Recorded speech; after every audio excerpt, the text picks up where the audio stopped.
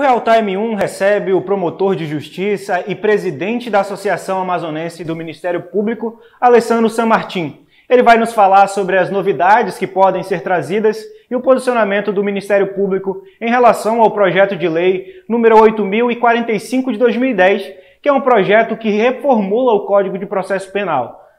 Olá, doutor, muito obrigado pela sua participação.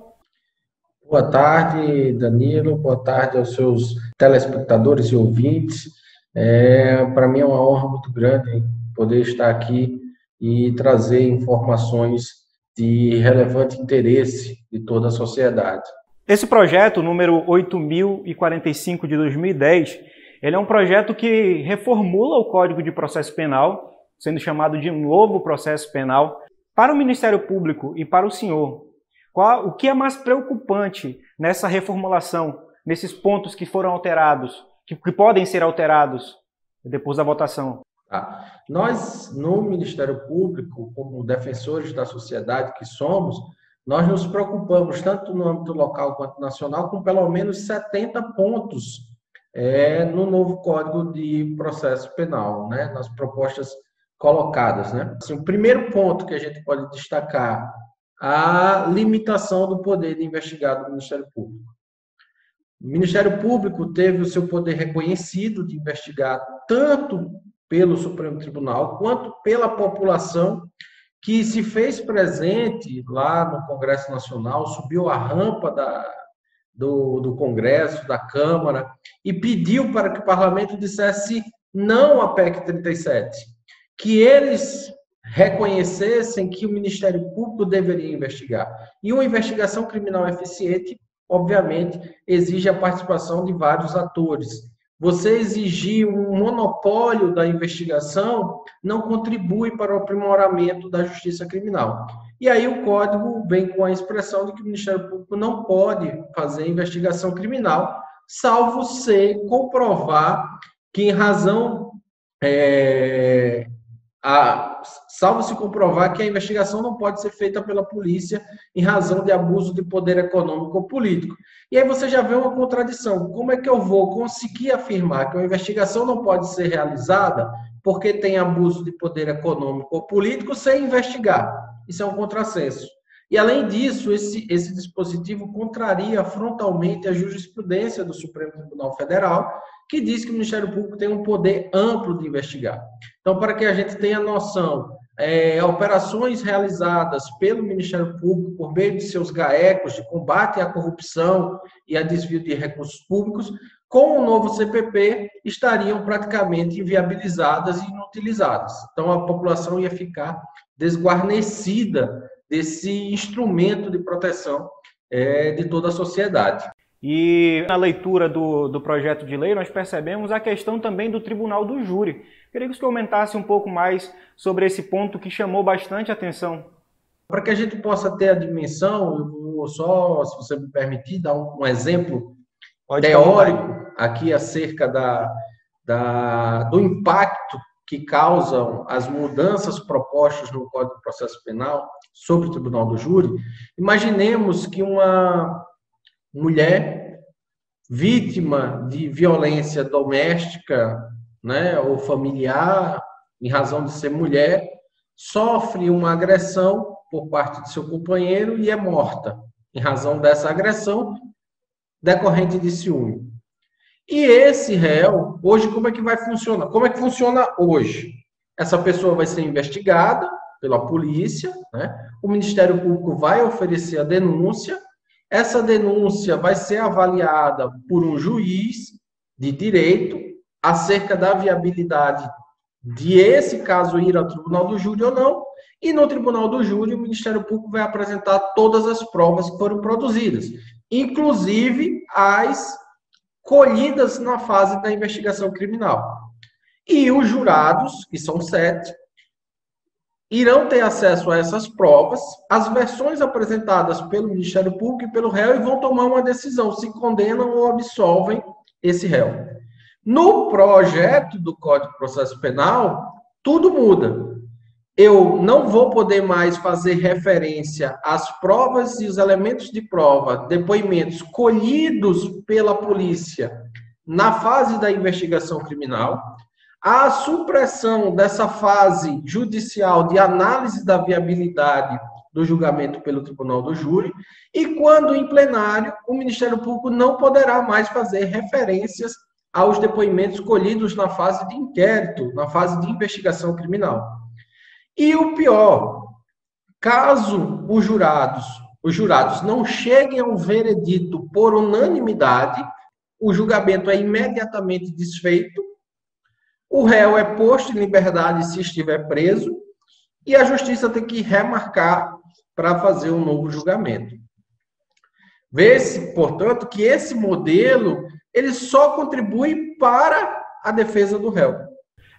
A questão dos jurados hoje é feita de forma pela maioria, né? A votação é pela maioria que é julgada. Seria por unanimidade a partir desse novo Código de Processo Civil. Por que é a maioria? É maioria não porque não existam julgamentos por unanimidade. Eles existem. Mas para proteger o cidadão que se arrisca sendo jurado, a lei estabeleceu que o juiz só deve colher o voto até formar a maioria. Então, se ele chegou no quesito do condena o réu é o autor do crime, chegou à quarta leitura, no sentido, respondendo sim, ele é o autor do crime, eu não preciso mais ler os outros 3 votos. Eu preservo o sigilo, eu não sei se foi por unanimidade ou não, e eu tenho a condenação. Exigir uma unanimidade para esse tipo de julgamento é violar a Constituição e assegurar a impunidade.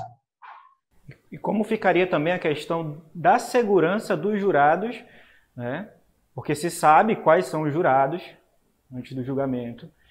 E depois, qual a segurança teria para esse processo de ter a concretização de que o jurado está julgando pelo que ele percebeu no caso concreto e não só pelo medo de retaliações posteriores? Sim. Eu vou lhe dar um exemplo, Danilo. Eu já fiz júris que acabaram tarde da noite contra pessoas perigosas, cujos familiares do réu estavam em plenário. E o jurado, é importante que se diga, ele é uma pessoa do povo, comum, igual a mim, igual a você, igual a todos nós. E no final, depois de participar de um dia, 2 de julgamento, e chegar à conclusão de que o réu tem que ser condenado, ele volta para casa no mesmo coletivo que todos os outros familiares do réu. Vai para o ponto de ônibus o mesmo que está o familiar do réu. Imagine se o julgamento é por unanimidade, o réu é condenado e o familiar fica com raiva. O jurado vai ser morto no ponto de ônibus, vai ser agredido no ponto de ônibus. Copiar esse modelo americano para o brasileiro, sem olhar a nossa realidade, não é avanço, é retrocesso. E um retrocesso inadequado. Mais uma vez, nós destacamos a questão das provas policiais que são obtidas durante o inquérito. O réu ele vai ser pronunciado, ou seja, ele vai a plenário para ser julgado e não vai poder ser feita nenhuma menção às provas de inquérito. Ou seja, existem ali, até a pronúncia do réu, as provas não serão mais válidas de forma alguma. E aí veja o absurdo.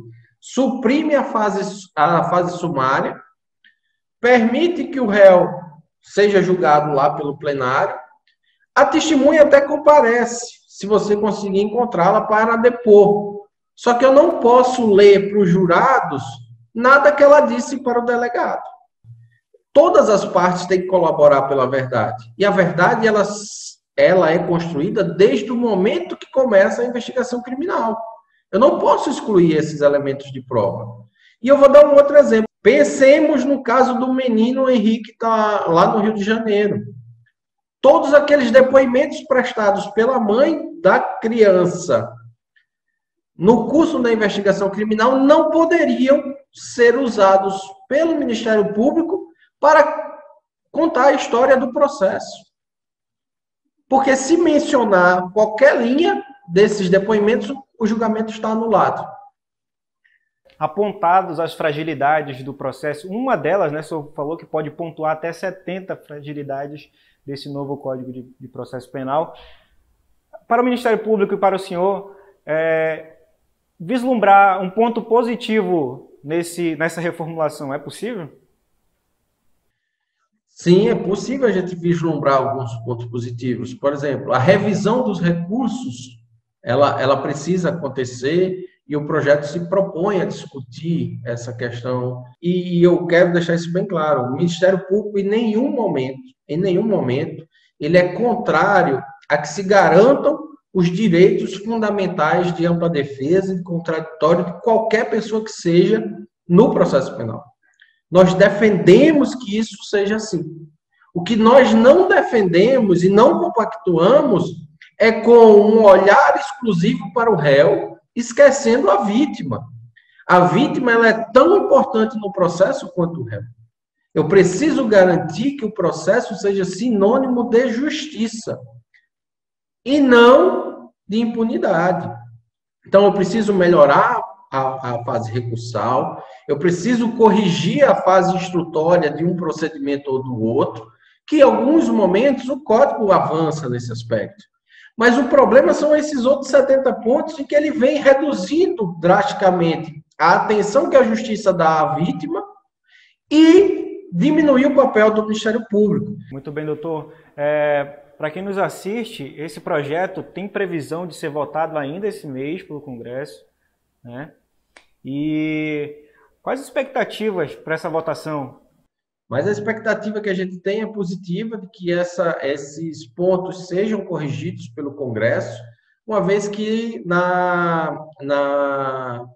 no cenário nacional nós temos muitos parlamentares comprometidos com o aprimoramento das instituições brasileiras e, sobretudo, a justiça penal. Doutor, muito obrigado. Nós torcemos sempre para o mais legítimo direito, que a sociedade sempre seja a maior beneficiada. E eu gostaria de agradecer a sua participação aqui no Real Time. Muito obrigado pela disponibilidade, pela conversa. Eu acredito que abriu os olhos de muitas pessoas que nos assistem e que com certeza vão atrás de conhecer mais o projeto, de estudar um pouquinho mais e fazer essa leitura que é muito importante. Muito obrigado, doutor. Obrigado, Danilo. Sucesso. E para mim é uma honra muito grande ter participado. Estou sempre aqui à disposição. E se você quer mais informações, acesse o realtime1.com.br. Também não esqueça de se inscrever em nosso canal no YouTube, é o Real Time 1 Notícias.